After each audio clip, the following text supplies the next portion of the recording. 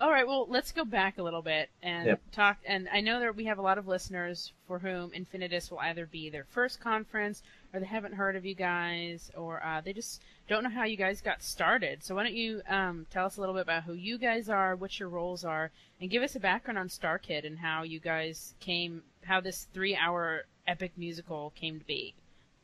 Oof. It's a big question. Yeah, it's Yeah. loaded. Well, We're friends. we've always been friends. How did you meet? Like- Well, Well- I saw Nick at a restaurant, and he was wearing this cute bow tie, and I just thought to myself to go over there and talk to him before I lose Yeah. him. And then I sat down with him and we wrote a show, and now we're here. Wow.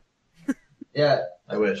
we all went to school at University of Michigan together. And obviously, I met Matt when my parents birthed him. So wait, you're it's- the older brother? Yeah, I'm the older one. I'm older by like a year. And Okay. so I've known Matt for almost my whole life. And then I met another guy who's involved in StarKid is Eric Congale. He was one of the writers of Little White Lie. He was the director of Little White Lie as well, our other thing on the channel. Okay, cool.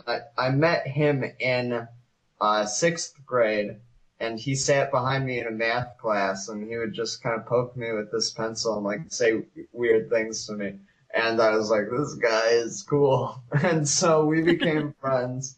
And then I was in acting class with Brian Holden at University of Michigan. Nick and Brian and myself, as well as a number of the actors in the show, we are all kind of in the same community because in the University of Michigan, which is a ginormous university, there's the theater and drama department, which is small in and of itself, and then the acting concentration, the Bachelor of Fine Arts program, has at most 20 people in it per class. Mm-hmm. So Joe Walker plays Voldemort, Joe Moses who plays Snape, Lauren Lauren Lopez. Lopez, Dylan Saunders. They're in my acting class, which is about 16, 17 people.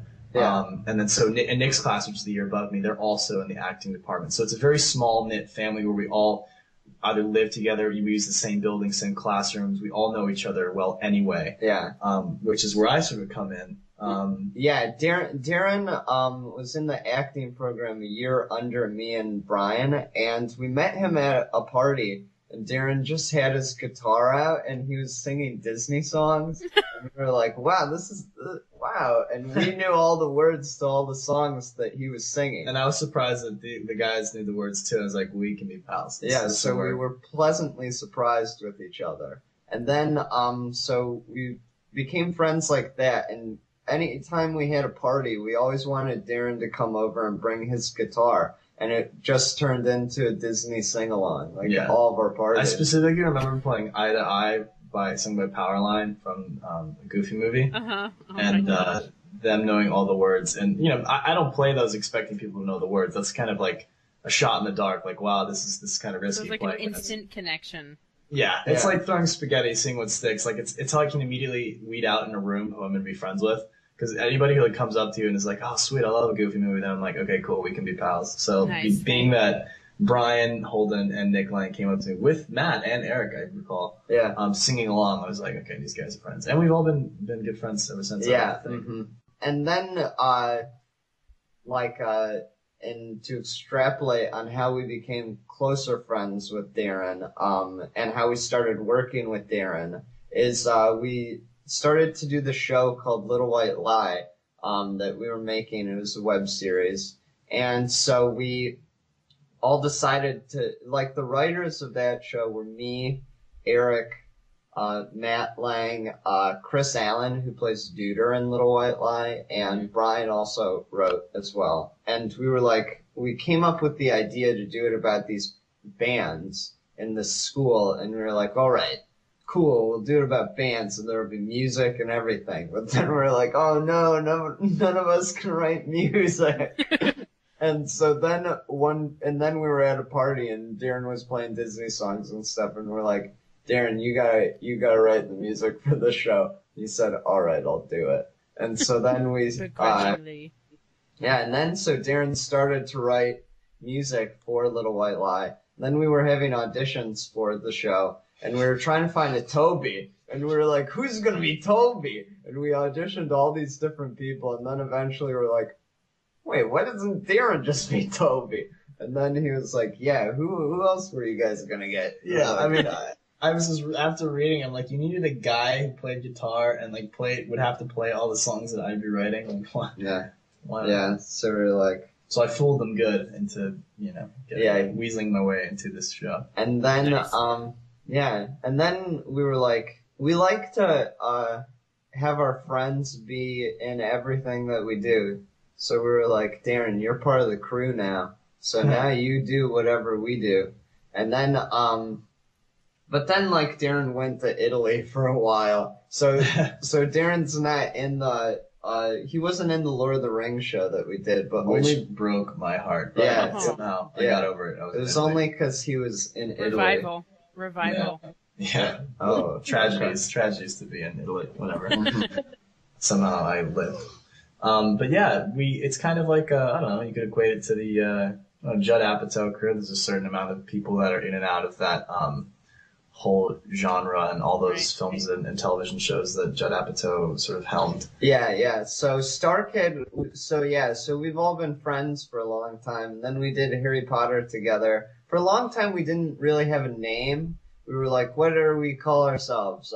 And for a while first for a while we were called New Works Limited, which is such a dumb title. New Works Limited? Yeah, New Works Limited. All right. Yeah, this was like... That's stupid. That sounds like a this was software really manufacturer. dumb. Yeah, that was really dumb. But then, when we were making Little White Lie, we kept on doing things like where it's like we would do a little mess up, and then we'd realize that the little mess up was a big mess up. Like, there are a lot of mess ups in Little White Lie. Like, the audio is all messed up, and we would always trip over chords, and then a light would fall down and smash on the ground, and we'd break everything. So we wanted to, so we were like, what are we going to call ourselves? And we were like talking to Jim Povolo, and we were like, Jim Povolo, who plays Goyle, we were like, what should we call ourselves? And he was like, you should call yourselves the Fresh from the Oven. And we were like, no, that's dumb.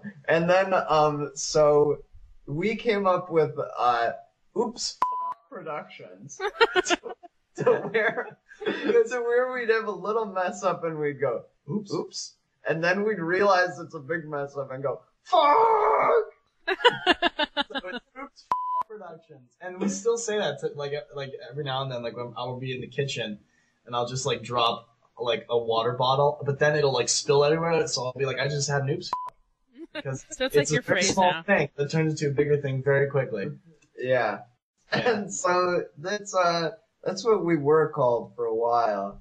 But then when we started the YouTube channel, we were like, oh, what are we going to call the YouTube channel? And we couldn't call it, So we, so it actually, like, some people have wrote to us, like, asking us how we came up with StarKidPotter, like, if it was in reference to the show. And it totally was in reference to the line that Malfoy says when Malfoy is rolling on the ground, like, saying, oh, look at you, Moonshoes Potter, StarKidPotter.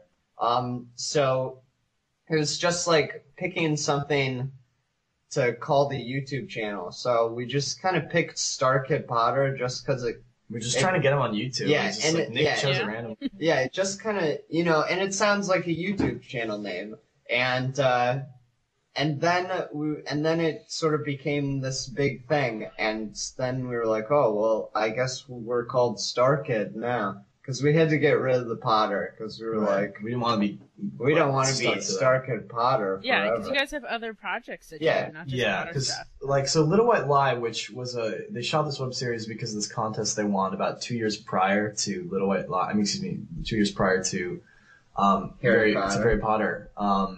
So that it kind of ran its course as something that we were really proud of. I was proud of the music, and it was funny, and it took its course. People saw it who we knew, and that was it. And it's really all about exposure. So we just never really got that. So as soon as Harry Potter came out, people were immediately, immediately asking for more and more, and we want to give it to them, but there's only so many things we have. So we're like, you know what? I think Little White Lie could have a new lease on life. And so Little White Lie had its own channel, so we closed that channel and put it on our new thing. And because of that, we're like, okay, well, both things are projects by us. They're both StarKid projects, so we just kind of rolled with that, and we, ended up starting this company, really, StarKid Productions. We're StarKid. Our website is teamstarkid.com, and we started an official company because we sell the Little White Lie album on like iTunes and Amazon. So so we started a company. We're very much in our infancy. Like, there's so many other things we'd like to do, but we don't have people working for us. It's just us. So the website, if anybody listening have seen the website, it's not the most intense. It's not the most intense, advanced website. No, and we're missing tons of information. Across. Yeah, so I mean, we're just started out. It's a little baby website. I'd like to think within a year we can start to get things going, and hopefully, and we'll have more projects that we'll be making and releasing. So there will be more stuff for people to watch from StarKid, and